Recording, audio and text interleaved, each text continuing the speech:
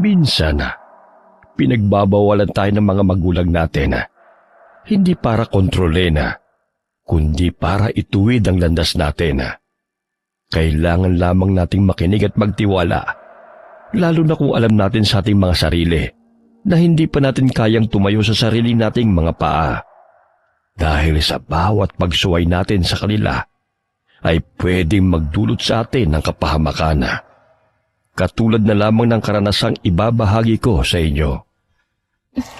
Aris, may problema tayo. Ano ka mo? Hindi kita marinig. Bakit ka ba bumubulong? Maririnig ako ni Mama. Kaya pwede ba? Makinig ka munang mabuti. O sige. Sige, ano ba yun? Buntis ako. Ano? Teka, paano? Aris, anong gagawin ko? Sigurado ka ba? Oo nga. Aris, mapapatay ako ni Papa kapag nalaman niya to. Anong gagawin ko? Hindi ko alam. Paano ba nangyari? Paanong nangyari? Aris naman, dalawa tayong gumawa nito tapos tatanungin mo ko kung paano nangyari. Huwag ka magalit. Nag-iisip nga ako ng dapat nating gawin eh. Natatakot ako. Paano kapag nalaman nila, Mama? Itatakwil nila ako. O kaya, baka kung anong magawa nila. Ako din naman eh. Alam mo ako lang inaasa ng mga magulang ko. So anong balak mo, ha? Pababayaan mo ko? Aris, pinabalaan kita. Hindi mo ako pwedeng pabayaan. Oo na. Anak ko din naman yan, kaya pananagutan kita. Magtiwala ka lang sa akin. Siguraduhin mo lang, ha? Pero, paano natin naaminin sa parents ko? Baka magalit sila sa akin. Natural, magagalit sila. Baka nga hindi pa nila matanggap yung bata eh. Alam mo namang ayaw nila sa akin para sa'yo, di ba? Ano nga ang gagawin natin? Akong bahala. Bukas magkita tayo. 18 years old ako noon, Inko nga. Nang mangyari ang nakakakilabot na karanasan kong ito. Pasaysa na rin kung hindi ko babanggitin ang tunay na detalye ng mga taong sangkot dito. Para na rin sa proteksyon ng bawat isa. Pinagbawalan ako ng mga magulang ko noon na mag-boyfriend hanggat hindi pa ako nakakatapos ng pag-aaral. Wala namang problema sa akin noon dahil pursigido rin naman ako makapagtapos. Nabago lamang ang lahat nang makilala ko si Aris. 18 years old din siya noon at bantay sa computer shop na madalas naming tambayan ng mga kaibigan ko. Bata pa'y nagtatrabaho na talaga siya para pantusto sa pag-aaral niya. Kaso hindi na siya nakatapos ng high school kasi hirap din ang pamilya nila sa buhay. Kailangan niyang kumayod para matulungan ang mga magulang niya sa pagtataguyod ng pamilya nila. Guwapo si Aris. Mabait siya sa akin, malambing, at yun ang kahinaan ng mga kabataang katulad ko. Dahil nga sa kapusukan at kuryosidad na rin, pati na rin sa udyok ng barkada, ay naging magkarelasyon kami ni Aris. Itinago ko ang relasyon namin sa mga magulang ko kasi alam kong magagalit sila at baka paghiwalayin pa kami. Tipikal na problema ng mga kabataang katulad ko na naging marupok at pasaway sa utos ng mga magulang. Pero walang lihim na hindi nabubunyaga. Nalaman pa rin nila ang relasyon namin. Nagalit ang mga parents ko sa akin at tulad nga ng inaasahan ko, ay gusto nila kaming paghiwalayin. Noong panahon na yon ay hindi ko na kaya makipaghiwalay pa kay Aris dahil buntis na ako. Natatakot naman akong aminin yon sa mga magulang ko. Ang naisip naming solusyon ni Aris ay magtana na lamang kaysa harapin ang galit ng mga magulang namin. Nagkasundo kaming pumunta sa probinsya. Hindi ko na lamang babanggitin para sa privacy ng lugar. At isa pa, hindi ko rin naman alam ang eksaktong lugar kung saan nangyari ang karanasan kong ito. Ang naalala ko lamang ay nasa terminal kami ni Aris at naghihintay ng bus papuntang probinsya. Probinsya ng kaibigan niya yun. Tapos doon namin sana balak magsimula ng bagong buhay. Aris, natatakot ako. Tama ba itong gagawin natin? Trisha, ito na lang ang naisip mong paraan para sa problema natin. Ikaw ba? May naisip kang solusyon? Wala. Natatakot ako kay Papa. Baka mapatay ako noon kapag nalaman na buntis ako. Yun naman pala eh. Kaya huwag ka na mag-alala. Di naman kita pababayaan eh. Relax ka lang, sagot kita. Pagdating natin sa probinsya ng kaibigan mo, ano nang gagawin natin? Basta magtiwala ka sa akin. Patutunayan ko sa papa mo na kaya kitang buhayin. Gagawin ko lahat para maging maganda ang buhay natin. Pero... Lisa, nagsisisi ka ba na sumama sa akin? Sabihin mo lang para hindi tayo nagsasayang ng panahon dito. hindi naman sa ganun.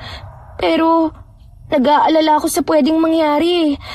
Paano kung hindi pala natin kaya? Bata pa tayo, Aris. 18 years old lang tayo. Anong trabaho ang naghihintay sa atin? Hindi pa tayo tapos sa pag-aaral. Ayan ka na naman eh. Wala kang tiwala sa akin. Sasama ba ako kung wala? Ang akin lang naman gusto kong makasiguro. Ang nega mo naman. Wala pa nga tayo dun kung ano-anong iniisip mo. Magtatrabaho naman ako eh. Hindi kita haya maghirap. Tsaka nangyari nang nangyari. May iba ba tayong choice?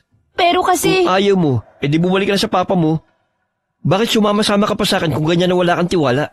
Bata pa ako, rumarakit na ako. Kaya ano kinakatakot mo? Kaya ko magtrabaho para buhayin ka. Nako, itong mga kabataang ito, oo, mapupusok. Akala ninyo, ganun lang kadali ang buhay? Sus Mariosep. Magtatanan ngayon, pero kapag nakaranas na ng hirap, sa magulang din magpapasaklolo. Napaka-chismosan mo na matandang to. Hayaan mo na lang. Huwag mo nang pansinin. Tingin ko, wala pa kayo sa hustong gulang. Mahirap mabuhay at bumuo ng pamilya kung hindi pa kayo handa. Ah, Lola, kilala ba kita? Kilala mo ba kami? Aris, huwag mo ang patulan yung matanda. Epal kasi. Nasa waiting area kami noon para hintayin ang susunod na bus.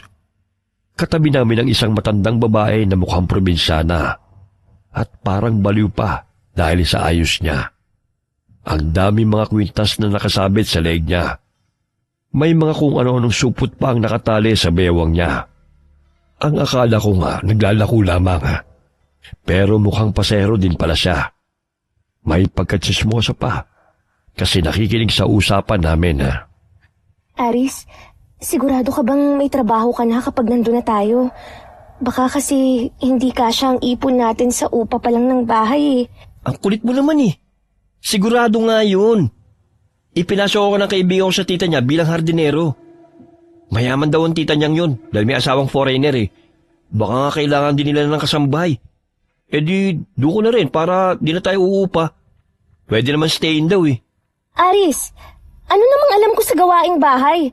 Tsaka alam mo naman ang sitwasyon ko, di ba? Natututunan naman ang paglilinis ng bahay. Tsaka, ngayon lang naman eh, habang wala pa tayong pera. Kapag nakaipon na tayo, edi tsaka ka magbuhay senyorita ulit. Ay nako, mga kabataan talaga, oo. Napakasimpleng mag-isip. Pero ang lakas ng loob na bumuo ng pamilya. Lola, hindi mo madalas ituro ng matatandang katulad mo na huwag makikinig sa usapan ng iba? Eh kanina pa kayo eh. Aba, malamang na maririnig ko kayo. Katabi lang ninyo ako eh. Eh kung mag-uusap kasi kayo, dapat doon sa wala kayong katabi. Abat piloso pa kayo? Tapos kapag pinapatulang kayo, magpapa-victim kayo? Sinasabi ko lang ang totoo. Iba po yung nagsasabi ng totoo sa nagpapa-epa lang. Aris, please naman Huwag mo nang patulan. Ano ka ba naman? Namimihasa eh. Ne, mukhang anak mayaman ka. Sigurado ka ba sa desisyon mong sumama sa lalaking ito? Abay, mag-isip-isip ka. Hindi madali ang buhay. Lola, namumuro na kayo ha? Hindi ba tinuro sa inyo na huwag sumabat sa usapan ng iba? Aris, sinabing huwag mo nang patulan si Lola. Halika na. Nariyan na yung baso. Sumakay kami sa bus at pumuwesto sa gitna. Yung matanda naman ay naupo sa side namin. Nakatapat pa ng inuupuan namin ni Aris. Nakita ko nga ang pagsimangot ni Aris. Kaya bago pa niya ulit mabasto sa matanda, ay nakipagpalit na ako ng upuan. Hindi pa man napupuno ang bus ay lumarga na ito. Ayos na rin yun. kasi hindi na namin kailangan pang maghintay ng ilang oras. Ang pinagtataka ko lamang, halos marami pang bakanting upuan na. Aalis na tayo. Hindi pa puno ang bus Hindi po kasi peak season ngayon, Lola. Walang gaanong mga umuwi sa probinsya. Baka mamaya, singilin ninyo kami ng dobleng pamasahe ha. Makakapaghintay pa naman ako hanggang mapuno ang bus. Huwag po kayo mag-alala. Bawal po kaming maningil ng dobleng pamasahe. At saka hindi po to jeep, Lola. Kumalma po kayo. Aba, mabuti na yung maliwanag. Sakto lang itong pamasahe ko Hapon na nang umusad ang bus. Noong una, na-enjoy ko pang tanawin sa labas. Hanggang sa unti-unti na kaming abutan ng dilim sa daan. Nag-stop over ang bus para sa hapunan. At nang umandar ulit ito, ay nagpasa na akong matulog na lamang. Komportable naman ang pagtulog ko kasi nakaalalay sa akin si Aris. Hindi ko na namalayan ang oras hanggang sa bigla na lamang akong nagising dahil umuga ang bus. Nagulat din ang mga kasama naming pasahero. Tapos nagsimula pang magbunganga ang isang pasahero. Natingin ko'y nasa late 30s na ang edad. Ay putya! Dahan-dahan naman, Manong. Diyos ko. Natutulog ang tao Nasaan na ba tayo? Pasensya na po kayo. Hindi nga po namin maintindihan kung bakit rough road dito Sobrang dilim sa labas Wala man lang mga poste ng kuryente. Nasaan lupalop ba tayo? Ilang beses na ako nakauwi sa probinsya pero walang ganitong nadadaanan. Oo nga. Iba rin ang kutob ko sa lugar na ito. Teka, naliligaw ba tayo? Pare, nasaan na ba tayo? Parang ibang ruta tong dinaanan mo Tinanong ng konduktor yung driver na nakatanaw sa labas ng bintana.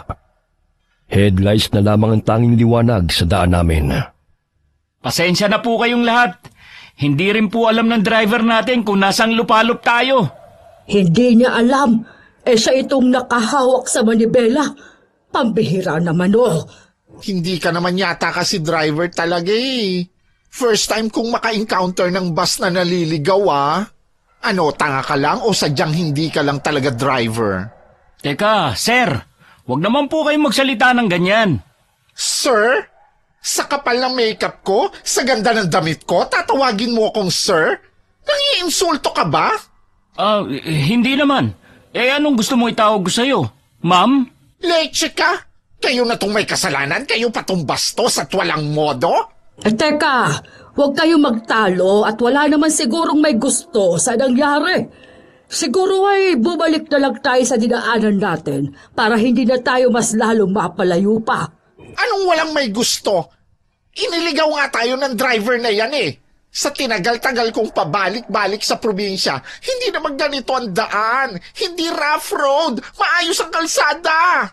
Kaya nga po babalik na lang tayo at para makabalik din sa tamang ruta. Kaya pwede po ba, ma'am? Manahimik na po tayo, ma'am. Ano pa ba magagawa namin? Tatanga-tanga yung driver. Iligaw ba naman ang mga pasahero? Umamin ka na nga. Hindi ka talaga driver, no? Hindi mo alam ang tamang daan. Nagdadabog na nagmaneho ang driver. Masama pa ang tingin niya sa nagbubungangang bakla. Para bang gusto niyang sugurin at suntukin. Hoy, bakit ka ganyan makatingin? Galit ka? Wala kang karapatang magalit dahil ako ang may karapatang magalit. Pasahero ako dito. Nagbabayad ako ng tamang pamasahe. Kaya gawin mo din ang tama ang trabaho mo. Nagmaniobra ang driver para makabalik sa pinanggalingan namin. Pero hindi pa man kami nakakalayo sa lugar na yun. Ay biglang gumewang na naman ang bus. Tapos pumutok pa ang gulong nito. Nagsigawan sa takot ang mga pasahero. Napakapit naman ako kay Aris dahil sa takot at pagkahilo. Ay, Diyos ko! Papatayin mo ba talaga kami? Ano ba namang klaseng driver ka? Wala bang orientation at training sa kumpanya ninyo? At nakakalusot ang mga tangang driver at konduktor na kagaya ninyo? Pare, ano ba kasi nangyari? Ano ba? Wala ba akong kausap dito? Haller! Anong nangyari? Bakit nakahinto ang bus? Tsaka, ano yung sumabog? Pasensya na po kayong lahat. Pumutok daw ang gulong ng bus. Ano? Napakamalas naman talaga. Kung bakit kasi hindi nag-iingat. Irereklamo ko na talaga kayo. Makikita ninyo. Sir, ma'am, wala namang may gusto sa nangyari. Aksidente ang lahat. Kumalma lang po tayo dahil papalitan lang namin ang gulong. Kung gusto nyong bumaba muna kayo. Yung mga gustong umihi muna. Umihi? Bakit? May toilet ba dito? Puro puno ang nandito ah. Wala man lang bahay o mga street lights. Kung gusto mo, dyan sa likod ng mga puno. O kung ayaw mo naman, magtiis ka at manahimik. Abat bastos ka! Sumasakit na ang ulo ko dahil sa bunganga ng bakla na walang tigil sa kakadakdak. Yung ibang pasahero naman ay nagbubulungan na lamang kahit naiinis na rin sila sa driver at konduktora. Kaso ay wala namang kaming magagawa. Kahit pa maglupasay kami sa galit, ay wala namang mangyayari. Isa pang problema ko'y nangangawit na ako sa kakaupo. Nang lalamig din ang kamay ko sa aircon na. Tapos nasusuka pa ako dahil nalamigin na rin ang sikmura ko. Aris, nahihilo ko. Para akong masusuka. Teka, pigilan mo muna. Sa labas ka na sumuka. Delikadong bumiyahe kayo na buntis yang kasama mo. Tapos, sa probinsya mo pa balak dalhin. Alam mo bang delikado ang bumiyahe sa liblib na lugar kapag buntis? Lola, problema na po namin to. Tsaka, ba't niyo naman nasabing buntis ang girlfriend ko? Masyado naman po kayong chismosa. Porke ba nagsusuka lang, buntis ka agad? Nako! Unang tingin pa lang alam ko kung buntis o hindi ang isang babae. O heto, dinikdik na mga halamang gamot. Ipaamoy mo sa nobya mo. Pasensya na Lola pero pwede bang huwag na kayong makialam? Yang sarili niyo na lang po ang asikasuhin niyo. Kaya na namin to. Aris, huwag ka naman ganyan. Baka gusto lang makatulong ni Lola. Makatulong? Kanina pa tayo hinuhusga na matandang yan eh. Mula pa sa terminal kanina hanggang dito, pinakikialaman tayo. Hindi man natin kaano-anong matandang yan. Totoo naman ang sinasabi ko kahit hindi ninyo aminin. Babae ako at ilan na ang naging anak ko. Alam ko kung kailan buntis o hindi ang isang babae. Bakit? Doktor ba kayo? Ba't di kaya kayo magdoktor? Mukhang dami niyong alam sa pagbubuntis ah. Aris, huwag kang magsalita ng ganyan. Ano ka ba? Lola, pasensya na po kayo sa boyfriend ko ha. Ikaw pa humingi ng pasensya? Sana nga itong walang respeto sa privacy natin eh. Sanay na ako sa ganyang ugali, Neng. O heto, amuyin mo ito kung nahihilo ka. May tubig din ako dito. Malinis ito. Binili ko ito sa terminal kanina. Thank you po, Lola. Oh, ano naman ba yan? Huwag kang mag-alala. Albularya ako at alam ko ang ginagawa ko. Ilan sa mga pasahero ay bumaba na. Inasikaso naman ng driver at konduktor ang pagpapalit ng gulong. 3 na lamang kaming natira sa loob ng bus, kasama ang matandang babae. Pinainom niya ako ng tubig. Tiwala naman ako kasi hindi pa niya ito nabubuksan. Habang umiinom ako, ay bumubulong naman ang matanda nang hindi ko maunawaang salita. Hindi ko alam kung para saan yun pero hindi naman ako natakot. Mas napanatag pa nga ako pagkatapos ko makainom. Inamoy ko rin ang binigay niya sa akin na maliit na bote.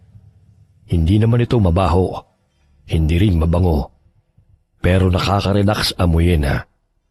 Nawawala ang pagkahilo ko.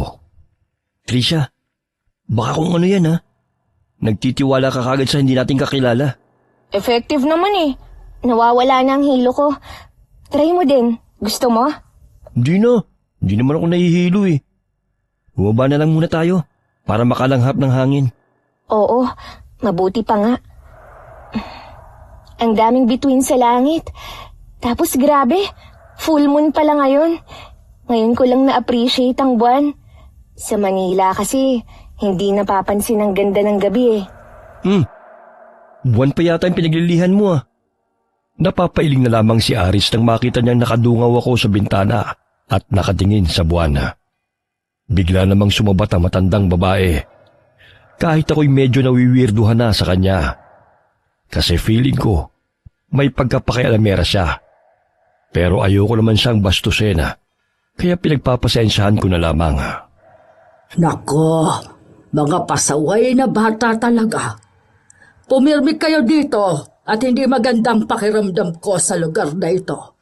Hindi pa nagmintis ang pakiramdam ko. Alam kong may kakaiba sa lugar na ito. Lola, mas nakakatakot nga kayo eh. Mukha kayong mangkukulam. Aris! Ano ka ba? Huwag ka namang bastos sa matanda. Isa nga tong bastos eh. Kanina pa sabat ng sabat. Huwag mo na lang kasing patulan. Nakita mo na ngang parang may sakit sa pag-iisip eh. Bago pa sila magkainitan, ay hinila ko na si Aris pababa sa bus. Pagkababay narinig ko na naman yung isang baklang pasahero na nagbubunganga. Sa totoo lang, nakakarindi na ang bunganga niya. Mabuti na lang kasi hindi siya pinapatulan ng mga tinatalaya niya. Yung ibang pasahero'y walang pakialam. Nagkanya-kanyang pwesto lamang sila.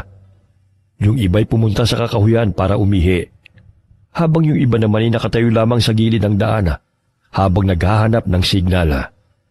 Tanging isa lamang ang may lakas ng loob na talaka ng driver, pati na ang konduktor. Ako nga ang kinakabahan kasi baka mamaya hindi na makapagtimpi ang konduktor at patulan na siya. Ano yan? Bakit ganyan ang kalsada? Parang sinadya na sirain. Wasak na wasak. Nako, hindi ka pa nasanay sa Pilipinas. Sadya namang sinisira ang kalsada para lang masabing may project ang gobyerno. Close ba tayo, Manong? Kung makasagot ka, akala mo close tayo Taray, buti sana kung walang lawit. May sinasabi ka, Manong? Wala. Sige na. Umihi ka na kung iihi ka. Aba, bastos ka talaga, ano? Gusto mong umihi ako sa tabi-tabi? Bakit pa kasi walang banyo ang bus ninyo? Di sana doon ka sa bus na may banyo sumakay. Meron namang ganun eh. Pero pinili mo sumakay sa bus na walang banyo. Tapos ako aawayin mo. Aba, sasagot pa to? Yung headlights, huwag ninyo papatayin, ha? Iihi lang ako dun sa malayo. Baka mamboso ka pa eh. Kung ikaw rin lang naman ang bubusuhan, wag na uy. Hindi ako mahilig sa talong.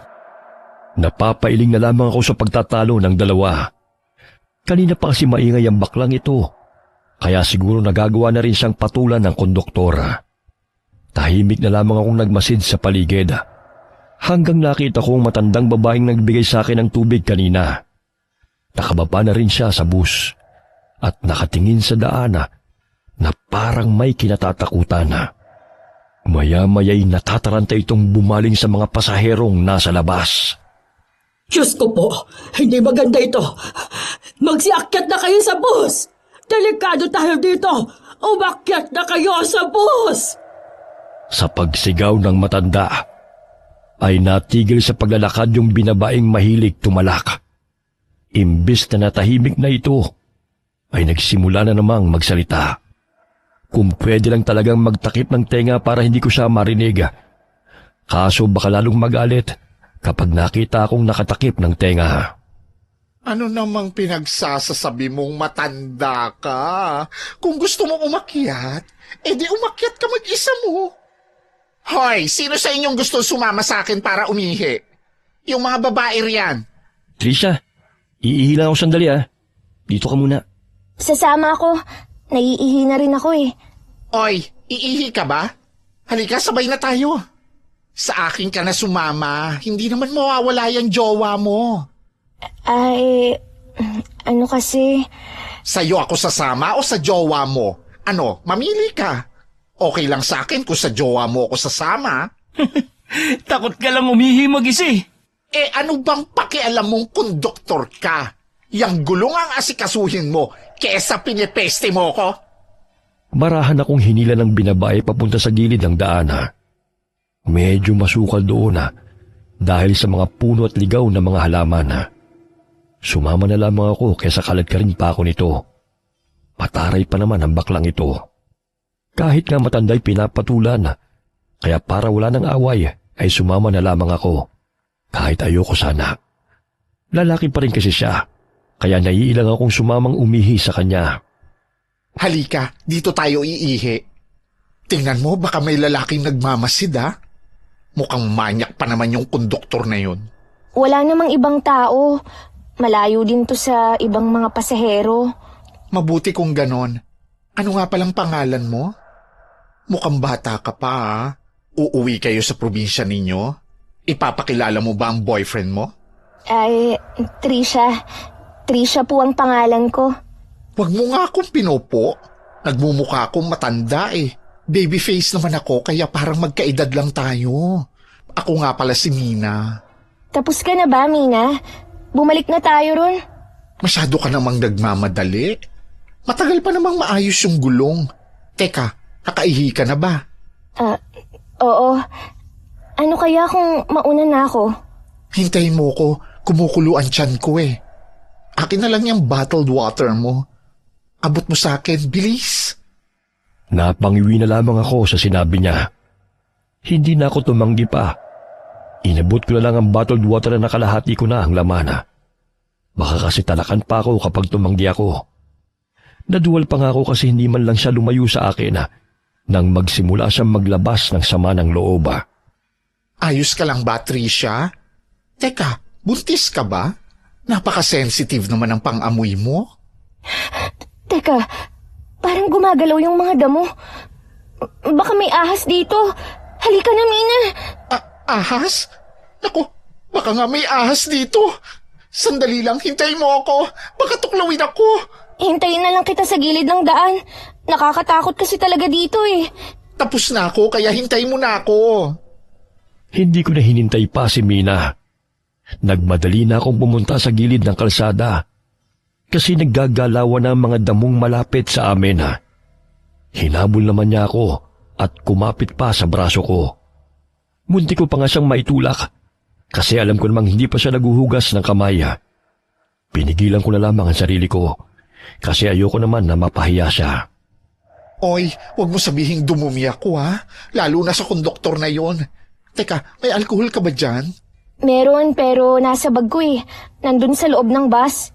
Ayos, mabuti na lang. Bumalik na tayo sa bus kasi kailangan ko ng alkohol. Teka, hahanapin ko pa yung boyfriend ko. Hindi naman mawawala yung boyfriend mo. Etong mga germs sa kamay ko, baka kumalat to. Habang papalapit kami sa bus, ay narinig naming sumisigaw na naman si Lola na weirdo.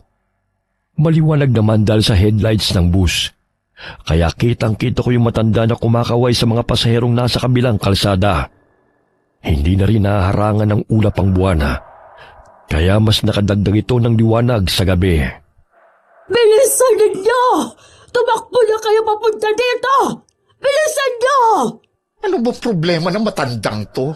Takbo na! Bilis! Nandyan na sila! Hoy Lola, sinong sila? Ang mga abwak! Tignan niyo ang lupa! Naggagalawan na! Abwak? Anong abwak? Mula sila sa lahi ng mga aswang na nagpapalit anyong bayawak. Dumadaan sila sa ilalim ng lupa para mambiktima. Ayos ah. Saan mo napanood dyan, Lola? O baka nabasa mo sa comics? Hindi ako nagbibiro o nananakot lang. Pagbasdan ninyo ang lupa. Kasabay ng pagsigaw ng matanda ay ang malakas din na sigaw ng konduktora. Takot na takot ito habang itinuturo ang direksyon ng kabilang kalsada. Tangina, ano yun? Hinatak yung bata sa ilalim ng lupa! Ano raw? Anong nangyayari? Sino daw ang hinatak? Ewan ko. Sinasabi ko na nga ba? Nandito na mga abwak. Magsisakay na kayo sa loob ng bus. Ay, mga peste! Ang malas ng gabing to! May mga tangang konduktor at driver. Naligaw ang bus tapos may weirdo pang pasahero. Nakakaputya! Bahala kayo sa buhay ninyo! Totoo nga! May humila sa bata mula sa ilalim ng lupa! Malakas na napamura ang konduktora habang itinuturo ang isang babae na palingon-lingon habang tinatawag ang anak nito. Bumalik pa ito sa masukal na pinanggalingan dahil akala nito na naiwan doon ang anak. Tinawag naman ng konduktor ang babae habang takot na takot. Manang! Bumalik ka rito! May kumuha sa anak mo! Manang! Naku naman, ang tigas ng ulo. Sinabing pumasok na lahat sa loob ng bus. Akmang lalapit na yung lola sa babae, pero mabilis siyang pinigilan ng konduktor. Hoy! Lola! Huwag ka na lumapit doon! Dito ka na lang! May humatak talaga doon sa bata! Kaya ko ang sarili ko kaya wag mo akong pigilan. Ano bang nangyayari? Sino daw ang hinatak? Yung anak ng babae, nakita ko may humatak sa bata papunta sa ilalim ng lupa. Hinatak papunta sa ilalim ng lupa? Teka, nagda-drugs ka ba? Kaya siguro tayo napadpad sa lugar na to, no? Dahil wala kayo sa wisyo ng driver na kasama mo, no? Mga adik pala kayo eh! Hoy! Dahan-dahan ka sa pagbibintang mo ah! Pwede kitang kasuhan dyan!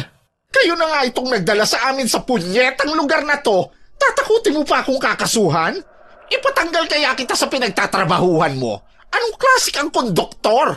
Sir, o ma'am, o kung ano ka pa. Kanina pa ako nagtitimpi sa'yo ah. Pikon na ako. Kahit sino maririndi sa bunganga mo. Bakit? Anong gagawin mo? Sasaktan mo ko? Sige, subukan mo! Pasalamat ka talaga, binabay ka. Kahit paano, nire-respeto ko yung damit na suot mo. Kung hindi, nako, hindi ko alam kung anong magagawa ko. Subukan mo lang nasaktan ako. May karapatan akong magalit dahil tanga-tanga kayo ng kasama mo.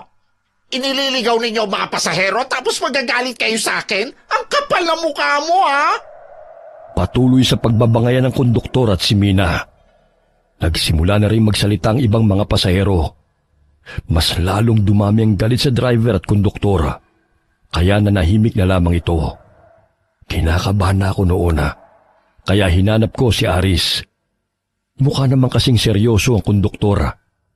Nakikita ko sa mata niya ang takot at pagkagulat. Kaya alam kong totoo ang sinasabi niya.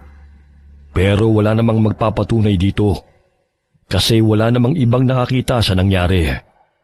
Sa paglingon-lingon ko ay nakita ko si Aris na paparating. Kunot ang noon nito habang hawak ang cellphone. Pabilis ko naman siyang nilapitan. Aris, saan ka ba galing? Kanina pa kita hinahanap eh. Umihi lang ako. Tsaka naghahanap ako ng signal. Gusto ko sanang tawagan yung tropa ko para siguruhin may susundo sa atin pagdating sa terminal. Ano ba nangyayari dito? Ba't may bata raw na hinatak? Hindi ko alam. Wala namang ibang nakapansin eh. Pati nga ang kasamang nanay ng bata, hindi napansin kung totoo ang sinasabi ng konduktor. May humatak daw sa bata mula sa ilalim ng lupa eh. Imposible naman kasi yun. Hahatakin mula sa ilalim ng lupa? Sinong gagaguhin niya? Mas gago pa yung mga tropa ko sa Maynila. Kaya wag niya akong susubukan. Huwag ka nalang kumibo. Hayaan mong iba na lang ang magalit sa kanila. Baka mapaaway ka pa eh. Lalo akong nenervyusin yan.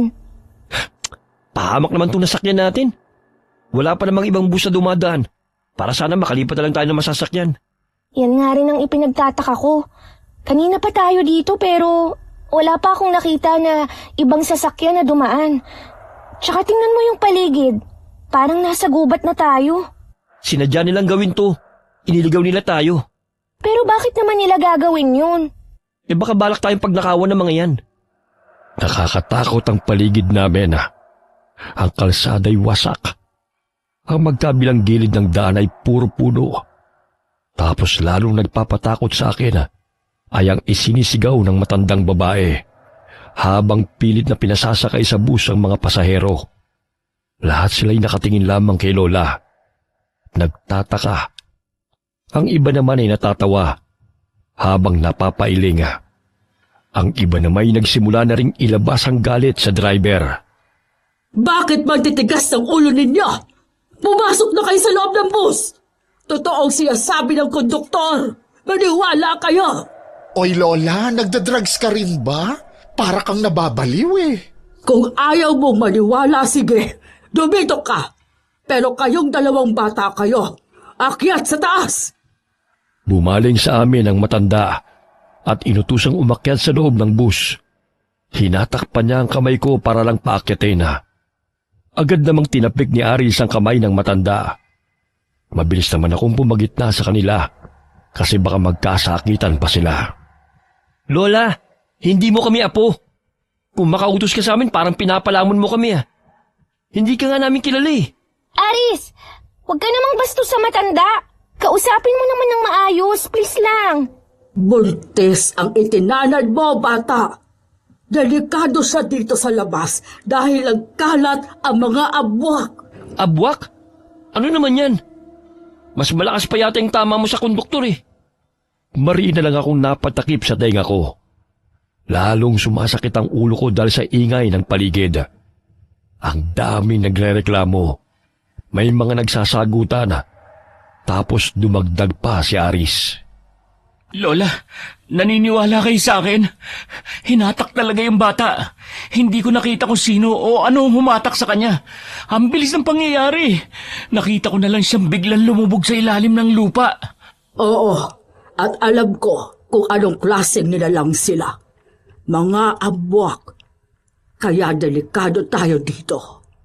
Habang nagkakagulong ibang pasahero pati na ang konduktor, ay pumasok naman ang ibang pasahero sa loob ng bus. Pilit kong hinihila si Aris para pumasok na rin. Pero abala siya sa pakikipag-usyoso. Yung nanay naman ng bata na sinasabing hinatak sa ilalim ng lupa ay umiyak na nagtanong sa konduktor kung totoo bang nakita nito. Itinuro ng konduktor ang lugar kung saan ito huling nakita ang bata. Pagdating namin doon ay parang hinukay ang lupa. Lumuhod ang babae at nagsimulang maghukay habang umiyak. Manang, tama na. Itigil mo na yung paghuhukay. Bumalik na lang tayo doon sa bus. Halika na. Wala na yung anak mo, Manang. Nagpumiglas ang babae nang hawakan siya ng konduktor. Tapos ay muling bumalik sa paghuhukay gamit ang mga kamay. Kahit anong hatak ng konduktor ay ayaw nitong umalis sa kinaroroonan. Ilan sa mga pasero'y naawa sa matanda. Pero ang iba'y napapailing na lamang dahil hindi pa rin naniniwala sa sinabi ng konduktor. Manang, huwag kayong maniwala sa konduktor. Paano namang may hatak sa anak niyo papunta sa ilalim ng lupa? Kalokohan yun. Totoo ang sinasabi ko.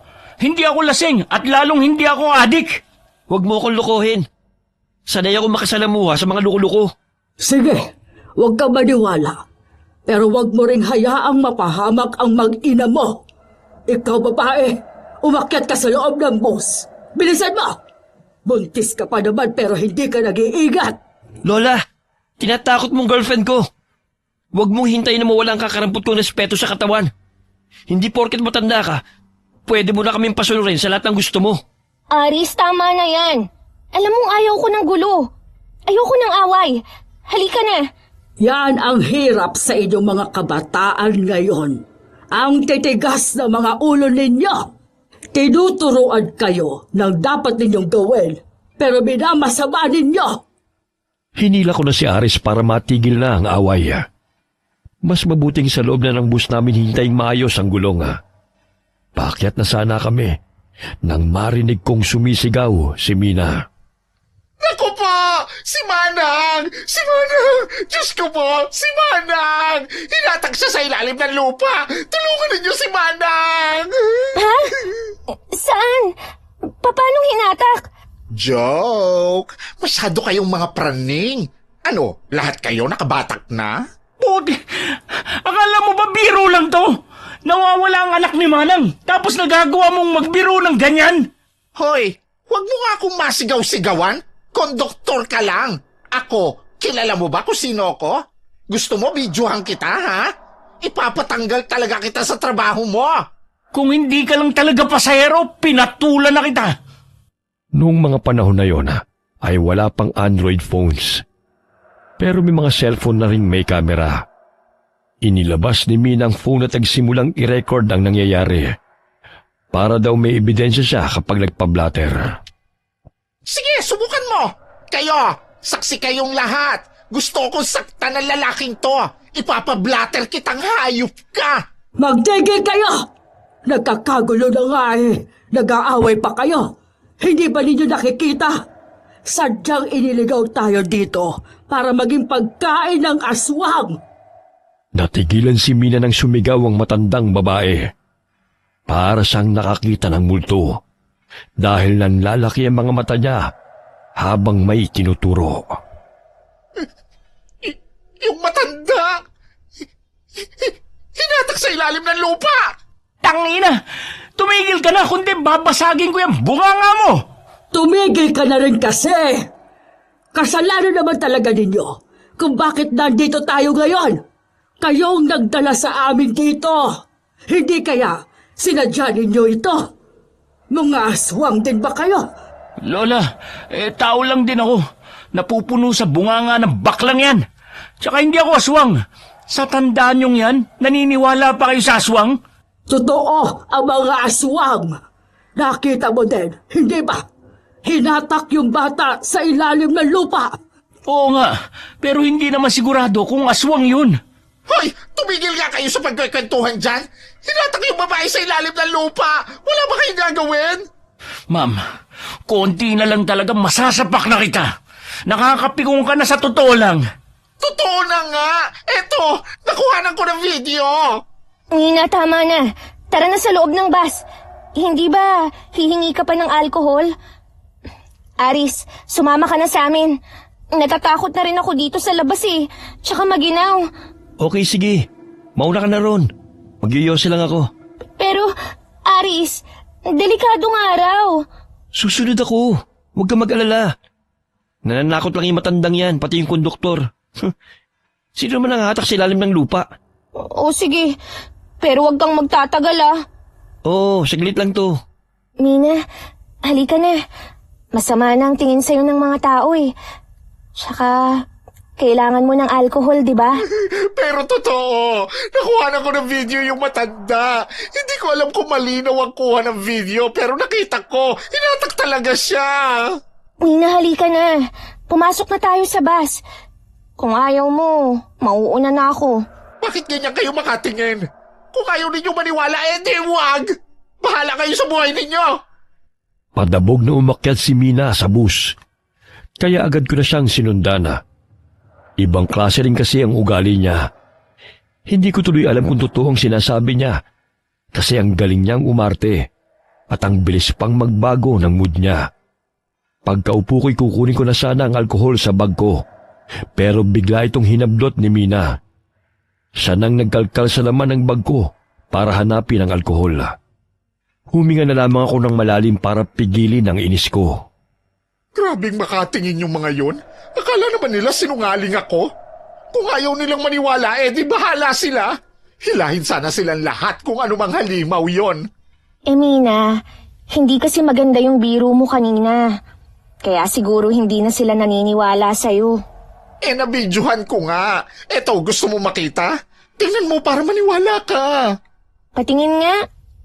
Nag-alkohol muna si Mina bago niya kinuha ang cellphone na nasa bulsa. Ipapakita na sana niya sa akin. Pero nakaakyat na rin yung matandang babae na maraming kwintas at burloloy. Agad niyang tinanong si Aris sa akin. Oh, nasaan ang nobyo mo? Nasa labas pa ho. Aakyat din daw po mamaya. Napakatigas talaga ng ulo. Kayo na nga itong inaalala ko dahil delikado. Sa akin pa kayo nagagalit. Teka lang, bakit ganun yung kalsada? Bakit, Ate Mina? Ano bang nakikita mo? Tingnan mo mabuti ang lupa. Gumagalaw. Parang may gumagapang sa ilalim. Mukhang nagsasabi ng totoo yung konduktor at yung matandang babae. Lumakad ako papunta sa harap. Maliwanag ang headlights kaya kitang-kita ang kalsadang wasak. Gumagalaw nga ang lupa at parang may gumagapang sa ilalim nito. Pumunta ako sa malapit sa driver's seat at tinignang mabuti ang labas. Gumagalaw talaga ang lupa. Totoong may kakaiba sa lupa. Eto, tingnan mo na videohan ko. Malabo lang pero klaro na nasa video. Lola, tingnan mo nga din to. Tinignan ko ang cellphone ni Mina. Fast forward niya ang video para maskip ang away nila ng konduktora. Hindi sinasadyang naisentro ang video sa matandang babae na umiiyak. Natatamaan pa rin ang headlights ang pwesto nito. Kaya kahit papano'y naaaninag ang video, Hindi pa ganong kaganda ang kalidad ng mga kamera ng cellphone noon pero klaro pa rin naman ang nasa video. Kahit parang silhouette na lang ito. May humatak nga sa babae at dinala ito sa ilalim ng lupa. Hindi na nakasigaw ang babae dahil sa sobrang bilis ng pangyayari. Santissima! Mga abwak nga! Kuta ng mga abwak ang lugar na ito! Delikado ang mga tao sa labas! Teka, anong abwak? Mina! Tama ba? Mina ang pangalan mo. Opo, pero ano nga ang abwak? Mina, tsaka na ang tanong. Tulungan mo muna ako. Tawagin ang ibang pasahero dahil may abwak sa lugar na ito. Mauubos sila kung hindi sila aakyat sa loob ng bus. Kinabahan ako sa sinabi ni Lola. Mabilis akong lumabas para hanapin si Aris. Nag-aalala ko na baka makuha siya ng mga abwak. Pagbaba ko sa bus ay kasunod ko na si Lola. Sinigawan niya ang mga pasahero habang ako naman ay hinahanap si Aris. Ne! Sinabi na huwag kang lalabas ng bus! Mas delikado ka dahil naaamoy nila ang nabubuong bata sa tiyan mo. Pumasok ka na sa loob. Pakiusap. Si Aris po kasi wala pa eh. Hahanapin ko po siya. Aris! Aris, nasan ka ba? Aris! May mga halimaw sa ilalim ng lupa! Kasabay ng pagsigaw ni Mina ay ang sigawan na rin ng mga pasahero. Marami sa kanilang hinatak ng mga abwak papunta sa ilalim ng lupa. Nagtakbuhan sila papasok sa loob ng bus. Nagkagulo na ang mga tao. Pero pilit ko pa rin hinahanap si Aris. Hanggang marinig ko ang boses niya. Pucha, tulong! Tulungan niyo ako! Aris! Aris, nasan ka? Anong nangyari sa'yo? Pinilit ko na kumawala sa pagkakahawak ng matanda para hanapin si Aris. Nakita ko siyang nakakapit sa isang puno habang ang mga paay nasa ilalim na ng lupa. Miss, lumayo ka na! Bumalik ka na doon sa loob ng bus dahil delikado! Nasaan na ba ang driver? Hindi pa ba naaayos ang gulong? Sari-saring boses nang naririnig ko dahil nagkakagulo na ang mga pasahero. Nag-focus lang ako sa boses ni Aris. Pilit kong tinutulak ang mga tao na nagtatakbuhan papasok sa loob ng bus. Maawa kayo sa akin! Tulungan niyo ako rito! May humahatak sa akin sa ilalim ng lupa! Tumabi kayo! Kung ayaw niyong tumulong! Tutulungan ko ang boyfriend ko! Tabi! Hinarang kagad ako ng konduktor nang lalapitan ko na sana si Aris. Hinawakan niya ang braso ko at hinatak-pakyat sa bus. Miss, ako nang bahala. Umakyat ka na. Kuya, para mo nang awa oh. Tulungan mo ang boyfriend ko! Susubukan ko, miss. Umakyat ka na dahil delikado rito. Mabilis na tumakbo ang konduktor papunta kay Aris. Hanggang bewang na nito ang nakalubog sa lupa. Hinatak ng konduktor ang kamay ni Aris at pilit na hinihila paahon. Napaaray sa sakit si Aris dahil sa lakas ng humahatak sa katawan niya pailalim sa lupa. Nakamasid naman ako habang umiiyak sa takot. Nakita kong nakatingin din ang driver kaya sinigawan ko ito. Kuya! Hindi ka ba tutulong? Pananagutan mo po ang mga pasahero mo, kuya!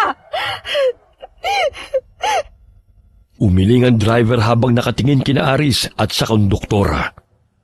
Hindi ko siya nakikitaan ng takot. Ayaw niyang tumulong, pero hindi rin naman siya nagpapakita ng takot. Nakatayo lamang siya habang nakatingin kina Aris at sa konduktor. Walang ano-ano'y lumapit ang matandang babae at winisikan na kung anong tubig ang lupa. Kasabay ng pagsambit nito ng kung anong orasyon. Bitiwan mo sa abwak! Kung hindi, mananagot ka sa akin! Konting dis lang. Nahatak na kita. Ayan na. Tuluyang naiahon ng konduktor si Aris mula sa pagkakalubog sa lupa. Inalalayan siya ng konduktor habang tumatakbo sila papunta sa bus. Nakaabang naman ako sa may pintuan para hintayin sila. Sumisigaw ang ibang pasahero na isara ang pintuan ng bus. Napansin naman ng konduktor ang driver na nakayuko pa rin dun sa gilid ng bus. Kaya sinigawan niya ito. Pare, ano ba ginagawa mo dyan? Halika na rito, umalis na tayo, bilis! Aris! Aris, okay ka lang ba? Okay lang ako. Halika na. Inalalayan ko si Aris paakyat sa bus. May mga galo siya sa katawan tapos nagdudugo pa ang binti niya. Kasunod namin ang konduktor pati na yung driver. Pagkakyat namin ay isinara na nila ang pintuan. Teka, sandali lang ho. Si Lola, hindi pa po nakakaakyat. Matanda na yan. Konti na lang ang buhay niya sa mundo. Ang importante ay yung mga buhay natin. Ang sama talaga ng ugali mo, no? Wala ka bang lola? Wala kang ina? Kaya ganyan ang ugali mo? Sinasabi ko lang kung ano ang dapat natin gawin. Babagal-bagal siya eh. Kung ano-ano pang ginagawa niya, tingnan ninyo. Parang nababaliw. Kahit na, hindi natin siya dapat iwan. Ano ba? Konduktor ka lang ha? Pasahero kami at buhay dapat namin ang priority ninyo. Mas mahalaga ang buhay nating lahat kaysa buhay na matandang baliw na yan. Mahalaga ang bawat buhay. Naiintindihan mo ba yun? Sumilip ako sa bintana. Nakita ko yung matandang babae na nagwiwisik ng kung anong tubig sa lupa habang nagdarasal. Tapos hinahampas pa nito sa lupang hawak na baston. Mukha talagang baliw ang matanda. Lalo na yung forma nito na may kung ano-anong mga nakasabit sa katawan. Pero kahit na gano'n, ayaw ko rin naman siyang maiwan. Isa rin kasi siya sa tumulong kay Aris para makawala sa mga halimaw. Teka pare, buksan mo muna tong pinto. Hintayin natin yung matanda kasi kawawa naman kung maiiwan. Gago ka ba? Umalis na tayo dito. Baka magsigalawan na naman ang mga lupa at may lumabas ng kung anong monster dyan. Tayo na! Tumahimik ka nga. Paano kung ikaw ang naiwan sa labas, ha? Anong gagawin mo kapag iniwan ka namin? Pucha naman Magsitahimik nga kayo. Itong mga kasama natin. Nawalan sila ng kasama dahil nahatak ng kung ano man sa ilalim ng lupa. Hindi nyo ba nakikita? Nag-iiyakan na sila sa takot. Ako, muntik na rin akong makuha. Napakalakas nila kaya umalis na tayo rito. Unahin nyo yung kapakanan ng marami.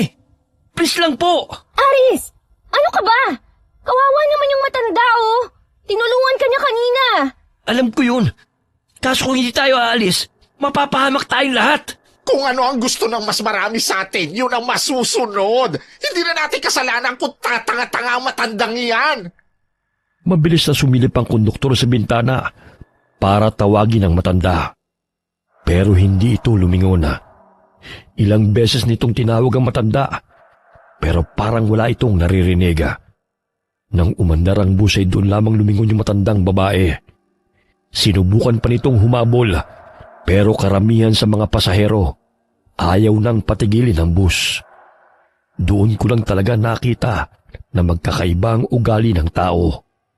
Merong nagmamalasakit, meron namang walang pakialam. Ang importante ay ligtas sila, pati na ang kasama nila. At meron din namang makasarili. Walang dapat sisihin sa nangyaring to kundi kayong dalawa. Obligasyon nyo mga pasahero, kaya dapat panagutan ninyo lahat ng nangyari dito. Wala tayo dapat sa lugar na to. Hindi to ang tamang daan papunta sa destinasyon natin. Pucha, wala bang signal sa lugar na ito? Wala nga. Kung meron, di kanina pa sana nakahingi ng tulong. Bad trip naman Hoy, ikaw konduktor, kunin mo nga yung alkohol sa lapag. Ako? Oo, ikaw nga. May iba pa bang konduktor dito maliban sa'yo? Iabot mo sa akin yung alkohol. Nabitiwan ko nung binangga ako ng mga taong to. Akin na. Di kunin mo. Konduktor ako dito, hindi utusan mo. Hindi pa rin matigil ang bunganga ni Mina sa kakadakdak. Kahit ako'y naiingay na sa kanya. Pero pinili ko na lamang manahimik at magdasal para sa kaligtasan namin. Pati na yung kaligtasan ng matandang naiwan namin. Pero mukhang hindi na ito makakaligtas pa sa bagsik ng kung anumang halimaw na naghahatak sa ilalim ng lupa. Hindi pa man nakakalayo ang bus ay hinarang na kami ng 3 mga lalaki. Maskulado ang katawan nila. Wala silang damit pang itaas, kaya kitang-kita na kumikintab ang katawan nila. Lalo tinatama ng ilaw ng headlights. Biglang pumreno ang bus, dahilan para magsigawan ng mga tao. Ano ba? Papatayin niyo ba talaga kami? May nakaharang sa daan natin. Tumayo ka para makita mo. Eh di pa alisin mo. Pati ba naman niya po problemahin pa namin? Iba ang kutob ko sa mga to. Pare, paandarin mo ng bus. Bilisan mo. Nakaharang sila sa daan. Sagasaan mo na. Mukhang mga aswang yung mga yan eh. Kumapit ako ng mahigpit kay Aris Nona. May sugat ang binti niya. Nakasalukuyang tinatalian niya ito ng panyo. Aris, natatakot ako. Ano ko ba naman, Tricia? Kita mong masakit ng paa ko eh. Natatakot nga kasi ako. Nandito na tayo sa loob ng bus. Hindi na tayo mahahatak pa. Kaya kumalma ka nga. Bakit ka ba ganyan? Ang init ng ulo mo. Hindi ka naman dating ganyan ah. Ikaw kasi. Kita mo lang may sugat ako eh. Hindi naman ikaw ang muntik na mahatak sa ilalim ng lupa eh. Pero kung umasta ka, parang ikaw ang nasaktan. Nasaktan ako sa sinabi ni Ari sa akin ha. Sa totoo lang, parang hindi ko na siya kilala. O hindi ko lamang siya masyadong kinilala. Kaya naninibago ko sa ugaling pinapakita niya sa akin. Nakakaramdam na ako ng pagsisisi noon kung bakit sumama pa ako sa kanya. Pero hindi ko na lamang sinabi dahil baka mas lalo siyang mainis sa akin. Hindi pa rin matigil ang bangayan ng mga pasahero, lalo na si Mina. Tumayo ako para makita kung anong nangyayari. Nakita kong may nakaharang nga sa amin na 3 maskuladong lalaki. Matalim ang pagkakatingin nila sa bus. Pare, ano ba? Magmaneho ka na! Umalis na tayo rito! Tumayo ang driver mula sa driver's seat. Nakangisi ito habang nakatingin sa akin. Naglalaway siya, kaya lalo kong nakaramdam ng takot. Aris, Bakit na naman ba? yung driver, mukhang aswang siya. Naglakad palapit sa akin ang driver. Hinarang naman siya ng konduktor. Pare, ano ba nangyayari sa'yo? Kasama mo ba yung mga baliw na lalaki sa labas? Isa ka sa kanila, no? Ngumisi ang driver kay Mina. Sabi pa nito na kaya kami naligaw kasi sinadya niyang dalhin kami sa kuta ng mga abwak. Sinabi rin ito na mabuti na lamang dahil iniwan namin ang albularya. Kaya makakakilos na siya ng maayos. Lalong nagkagulo ang mga pasahero dahil sa sinabi ng driver. Tinuyog nila ang driver pati na ang konduktor. Makikisali pa sana sa gulo si Aris pero pinigilan ko siya. Paano yung nagdudugo pa ang sugat niya sa paa? Kumuha siya ng panali sa bag na dala namin para maampat ang pagdurugo. Aray! Teka lang! Wala akong kinalaman dito! Bagong pasok lang siyang driver sa pinapasukan ko! Gago ka! Magkasabwat kayo! Gusto niyo kami litrahin sa mga halimaw dito! Hindi nga ako kasama! Wala akong alam dito! Umarap ang driver kay Mina. Doon lamang siya tinamaan ng takot. Napatras siya nang maglakad ang driver papunta sa kanya. Agad namang humarang ang konduktor. Pare, alam kong matabil ang dila ng baklan to, pero please lang, huwag mong sasaktan ng kahit sino sa mga pasahero. Nagalit ang driver sa ginawa ng konduktor. Sasakmalin sana ng driver yung konduktor. Pero may ilang mga pasahero ang tumulong. Pinagtulungan nilang bugbugin yung driver. Galit na galit ang mga tao. Habang kami naman ni Aris ay nakatayo lamang sa gilid para hindi na kami masagi. Kahit papano'y tumigil na ang pagdurugo ng sugat niya. Yung mga lalaking aswang naman na nasa labas ay nagsimulang ugain ang bus. Ang lalakas nila, kaya para kaming nililindol sa loob. Nagsigawan ng mga pasahero kasi tiyak na ikamamatay din namin kapag nanatili kami sa loob ng bus. Winawasak na rin kasi nila ang bintana. Pinuksan ng konduktor yung pinto ng bus bago mabilis na lumabas.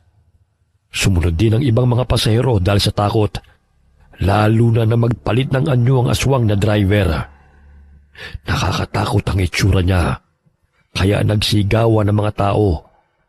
Halos magtulakan na sila sa paglabas, habang kami ni Aris ay magkayakap lamang sa gilid.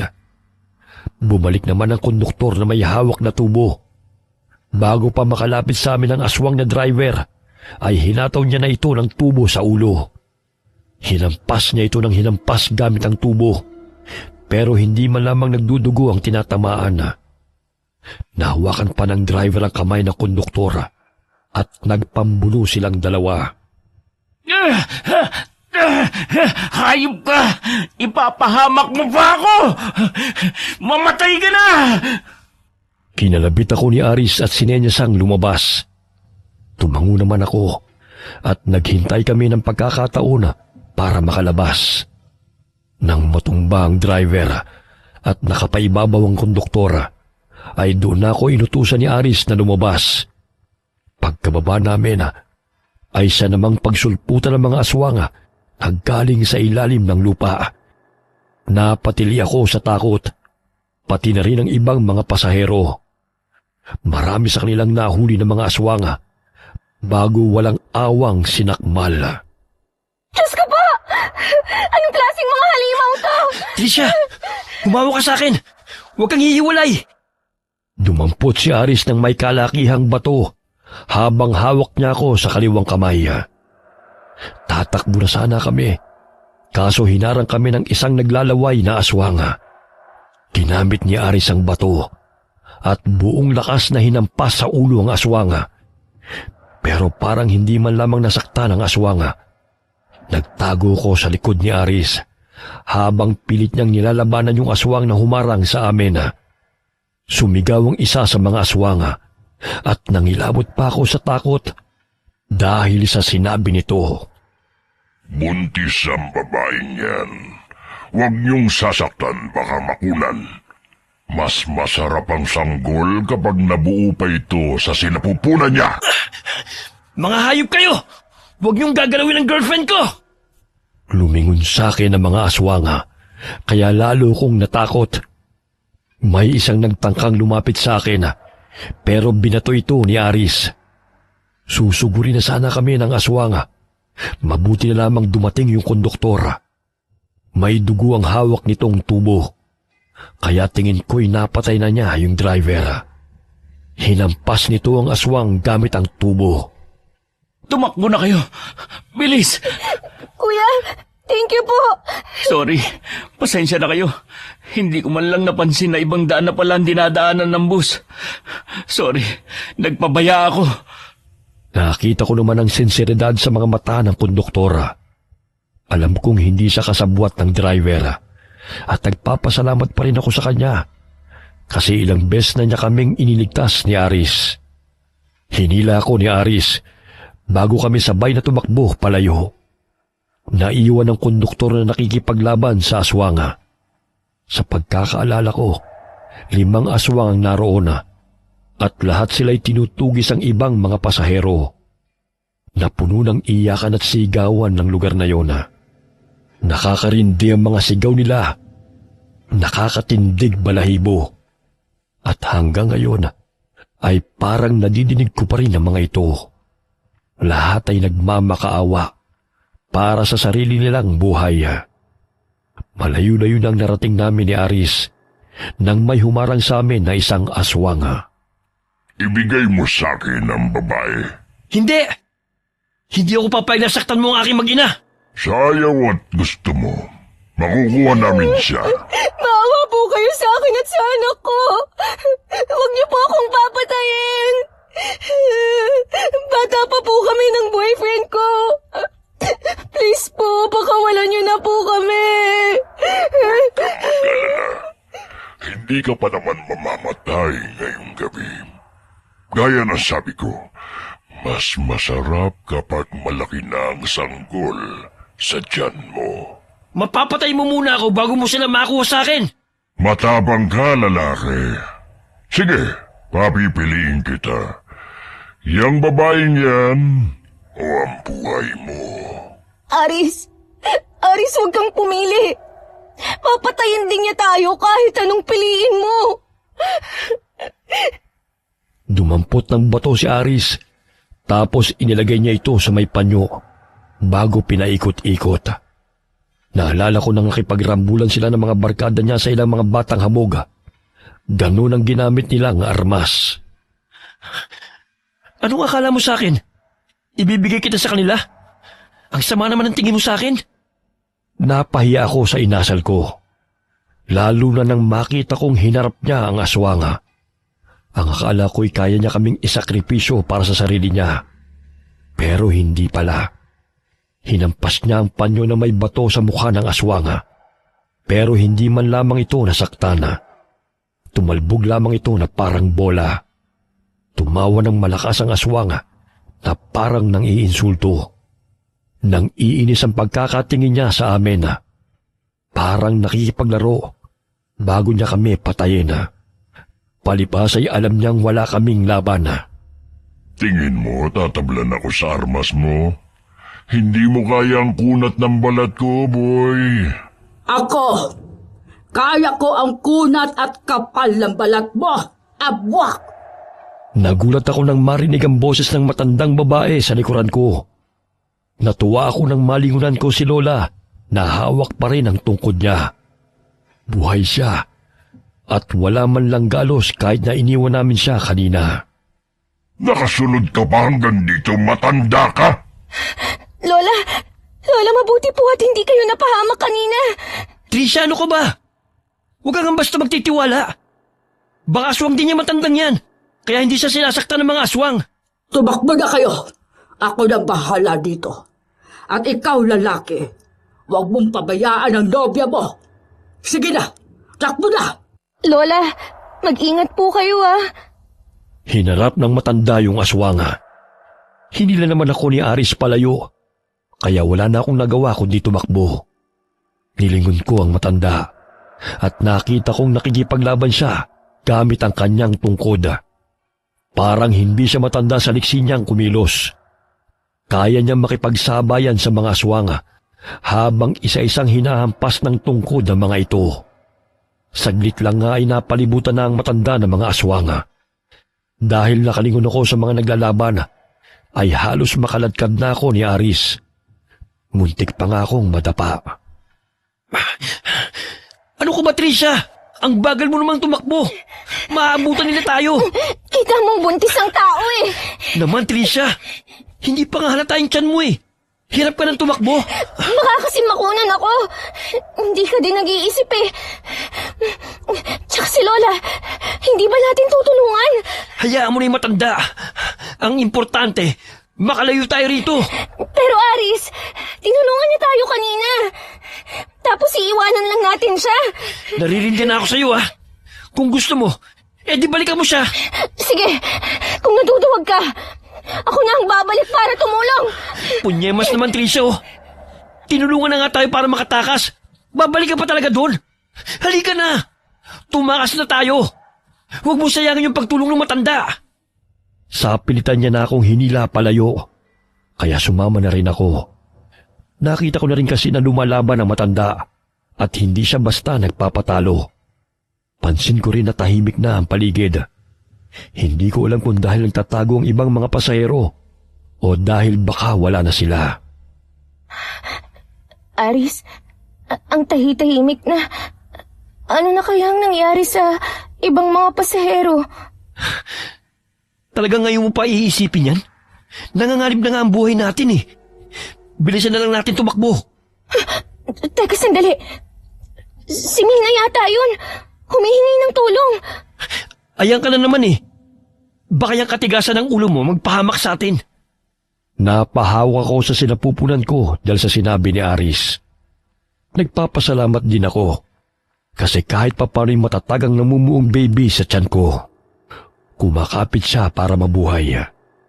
Pero hindi rin matiis ng konsensya ko ang mga kasama namin na isa-isang pinapatay ng mga aswang. Isang babaeng kumakaway sa amin. Hindi ko mamukhaan dahil madilim na. at tanging sinag lang galing sa buwan ang liwanag namin. Pero nabobosesan ko siya. Natigil ako sa pagtakbo, kaya napatigil din si Aris. Tulungan ninyo ako! Maawa kayo sa akin! Tulong! Kailangan mo ng tulong, Aris! Punyemas naman, Tricia, oh. Buntis ka't nasa panganib din ang buhay natin. Uunahin pa ba natin ang iba? Pero, Aris, kawawa naman sila. Ilang beses na rin may tumulong sa atin. Hindi pa ba tayo tutulong para sa iba? Pucha, wala akong pakialam sa kanila. Ang importante, buhay tayong dalawa. Pati ng baby sa tiyan mo. Grabe ka. Hindi ko akalain na ganyan ka pala. Ang selfish mo, Aris. Ano? Huhusgahan mo ako kasi ayokong tumulong? Tricia, mag-isip ka nga. Kung babalik tayo doon, mamamatay din tayo. Ikaw na nga itong inaalala ko eh. Ako pang selfish ngayon? Kung selfish ako, hinayaan na sana kitang makain ng mga aswang. Sorry. Naawa lang kasi ako sa kanila eh. Maawa ka sa sarili mo at sa pinagbubuntis mo. Kaya halika na. Bago ko hilahin muli ni Aris, ay nalingunan ko pa ang pagdating ng konduktor para tulungan si Mina. Kita kong paika-ika na ang takbo niya, pero pinipilit niya pa rin tumulong. Pinipilit nitong itama ang pagkakamali nito nang mailigaw kami ng kasama niyang driver. Hawak pa rin ng konduktor yung mahabang tubo at yun ang pinaghampas niya sa aswang na humihila kay Mina. Pero sadyang malakas ang mga aswang. May humatak din sa konduktor papunta sa ilalim ng lupa. Hanggang sa hindi ko na makita ang dalawa. Tuluyan na silang nahatak pailalim sa lupa. Napasigaw ako sa takot at awa sa mga taong pinapatay ng aswang. Dahil sa pagsigaw ko, ay napalingon sila sa gawin namin. Huli na nang takpan ko ang bibig ko. Pusa, nalinti ka na! Ang tigas kasi ng ulo mo, Tricia! Ipapahamak mo pa ang buhay natin! Sorry. Hindi ko naman gusto tong nangyayari eh. Palagi na lang mag-sorry. Teka! Aray ko! Dahan-dahan naman! Buntis ako, Aris. Huwag kang basta nanghihila. Gusto mo bang makunan ako? Ang tigas kasi ng ulo mo. Sabing takbo na eh. Hinila pa rin ako ni Aris. Tapos magkahawak kamay na tumakbo. Paglingon ko sa likuran namin ay nakita kong gumagalaw ang lupa. Sinusundan kami ng mga aswang. Diyos ko po, Aris! Sinusundan nila tayo! Focus sa pagtakbo! Huwag kang lingon ng lingon! Sa bilis ng paggapang nila sa ilalim ng lupa, ay naabutan kagad nila kami. Hinatak nila si Aris papunta sa ilalim ng lupa. Napasigaw ako sa takot habang hawak ng mahigpit ang kamay ni Aris. Tricia, huwag mo akong bibitiwan! Diyos ko po, Aris! Kumapit kang mabuti! Pipilitin kong hatakin ka! Ayoko pang mamatay! Tulungan mo ako, Tricia! Hindi ko na kaya, Aris! Ang sakit ng tiyan ko! Aray! Sige na! Bitiwan mo na ako! Hindi! Ayoko! Huwag kang bibitaw, Aris! Alagaan mo magiging anak natin! Hindi ko na rin kaya! Hindi kita iiwan! Kumapit ka lang! Bitiw na, Tricia! Kinakagat na nila ang mga pako! Hindi ko na rin kaya! Umalis ka na! Tumakas ka na! Tulungan niyo kami!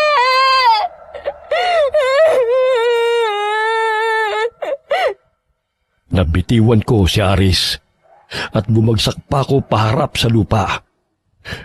Mabuti na lamang dahil naituod ko ang kamay at tuhod ko, kaya hindi ako napadapa.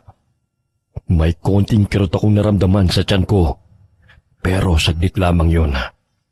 Isang aswang pang lumabas sa ilalim ng lupa at nakangising nakatingin sa akin. Maawa po kayo! Ibalik niyo si Aris! Pasensya na, pero gutom din ang mga kasama ko. Para hindi ka masaktan o kung ayaw mong idaan ka pa sa ilalim ng lupa, sumama ka na lang sa akin. Hindi! Ayoko! Hinila ko ng aswang patayo. Pinilit kong kumawala. Pero halos bumauna ang kuko niya sa balat ko dahil sa higpit ng pagkakahawak niya. Napadaing ako sa sakit habang umiiyak. Akala ko'y katapusan ko na noon. Pero dumating ang matandang babae. Tinukod niya ang tungkod sa lupa. Tapos ay ipinalo sa likod ng aswang. Napadaing ang aswang sa sakit. Kaya nabitiwan ako nito. Hinila naman ako ng matanda palapit sa kanya. Wala ba kayong kabusugan, mga abwak? Ang dami ninyong nabiktima ngayong gabing ito. Gutom pa rin ba kayo? Akin ang buntis na yan. Aalagaan ko naman siyang mabuti kaya huwag ka nang makialam pa, tanda. Para ano? Para kainin ang sanggol kapag nabuo na ito? Hindi ako papayag. Bakit ba kailangan mong magbuwis ng buhay, tanda? Hindi mo naman kilala ang babaeng yan. Hindi mo siya kaano-ano. Albularya ako. Tungkulin kong tulungan ang mga tao, lalo na kung nanganganib sila sa kamay ng mga aswang na tulad mo. Kung ganon, magtus tayo. Papatayin kitang pakialamera ka. Hinubad ng matanda ang isang kwintas niya at ipinasuot sa akin sabay bulong. Ano man ang mangyari, huwag mong alisin ang kwintas. Proteksyon mo yan. Lola, mag-ingat po kayo. Matapos na akong tampikin at bulungan ng orasyon, ay hinarap niya na ang aswang. Sa bilis at lakas ay hindi mo akalain na matanda na si Lola. Mas mabilis at mas maliksi pa siya makipaglaban kaysa sa konduktor kanina. Siguro ay dahil sa mga agimat niya. Ilang hampas lang ay napabagsak na ng matanda ang aswang. Bumagsak ito sa lupa na wala ng malay. Ako naman ay nakaluhod na sa lupa kasi sumasakit na ang tiyan ko. Agad naman akong nilapitan ng matanda. Lola, sumasakit po ang tiyan ko. Binulungan ko ng orasyon ng tubig na pinainom ko sa iyo kanina. Proteksyon yun ng sanggol para kumapit siya at para hindi makain ng aswang. Baka napagod ka lang sa pagtakbo kaya sumasakit. Hinawakan ng matanda ang tiyan ko, tapos marahang hinaplos. Pumulong pa ito ng kung anong orasyon bago hinipan ang tiyan ko. Kahit paano'y kumalma naman ang pananakit nito. Kaya mo na bang tumayo? Kailangan natin makaalis dito. Dahil baka may kasama pang mga abwak na yan. Lola, yung ibang pasahero po ba? Ano pong nangyari sa kanila? Hindi ko alam. Wala na akong nadatnan sa bus kanina. Si Aris po. Nakuha nila si Aris. Magpakatatag ka, Nye. Para sa anak mo. Halika na. Pinilit kong tumayo at maglakad habang akay ako ng matanda. Tahimik na ang paligid at tanging mga kuliglig na lamang ang maririnig. Wala na mga nakakarinding sigaw ng mga tao.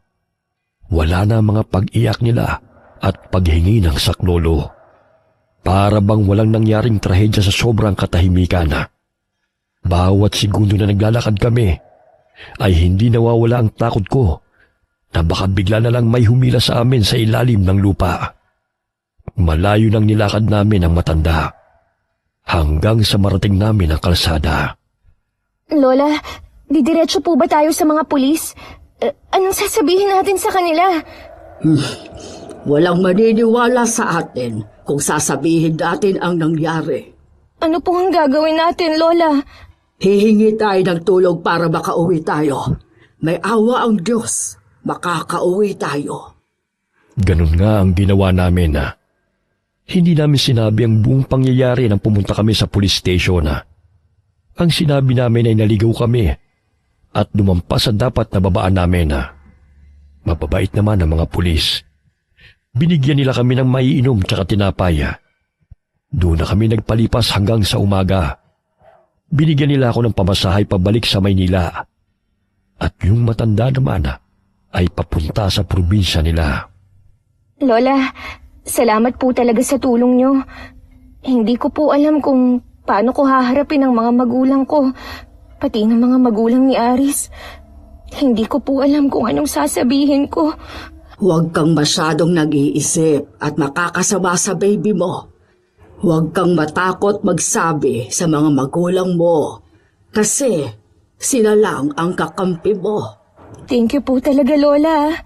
Kung wala kayo, baka patay na rin ako ngayon. Tungkulin kong tumulong, De. Yan ang sinumpaan kong tungkulin sa mga gabay ko. O paano? Hanggang dito na lang. Mag-ingat ka sa pag-uwi mo. Mag-ingat din po kayo. Doon na rin naghiwalay ang landas namin ng matandang albularya na tumulong sa akin. Sa isang gabing magkasama kami, napakalaki ng nagawa niyang tulong para sa akin at sa magiging anak ko. Pag-uwi ko sa bahay namin, ay galit na galit ang mga magulang ko. Lalong-lalo na nang malaman nilang nagdadalang tawa ko. Sobrang disappointed sila sa nangyari at gusto nilang panagutin si Aris. Pero lumabas sa balita ang pagsabog ng bus kung saan namatay lahat ng mga pasahero kasama ang konduktor at driver. Inuwi ang sunog na bangkay ni Aris sa kanila. Akala ng mga kaibigan nito na hindi ako natuloy sa biyahe. Ang ipinagtataka ko lang, bakit sinabing nahulog sa bangin at sumabog ang bus? Kung ang totoo'y inaswang kami ng gabing yun. Sinabi ko ang buong katotohanan sa mga magulang ko. Pero hindi sila naniwala sa akin. Akala nila'y nababaliw na ako. Gabi-gabi akong dinadalaw ng bangungot dahil sa mga nangyari. Napapanaginipan kong malagim na sinapit ng mga pasahero. Ang munti ko na ring pagkamatay kung hindi lamang ako niligtas sa matandang albularya. Ang pagkamatay din ni Aris ay masyado kong dinamdama. Kaya nagkaroon ako ng nervous breakdown. Ang masakit pa, ang sanggol sa sinapupunan ko na nakaligtas sa mga aswang ay hindi naman nakaligtas sa trauma na pinagdadaanan ko. Nalaglag ito dahil sa mga stress at nervous breakdown na pinagdaraanan ko. Pinatignan ako ng mga magulang ko sa mga espesyalista hanggang sa unti-unti akong nakarecover. Sa ngayon ay masaya na ako sa bago kong buhay. Paminsan-minsan naaalala ko pa rin ang gabing yun. Nanatiling sikreto yun dahil hindi na rin nilabas ng media na bawat sunog na bangkay noon ay wala ng mga laman loob. Kung ano man ang nangyari nung gabing yun, ako at ang matandang albularya na lamang ang nakakaalam. Kung patay na rin siya ngayon, mag-isa ko na lang itinatago ang sikretong ito.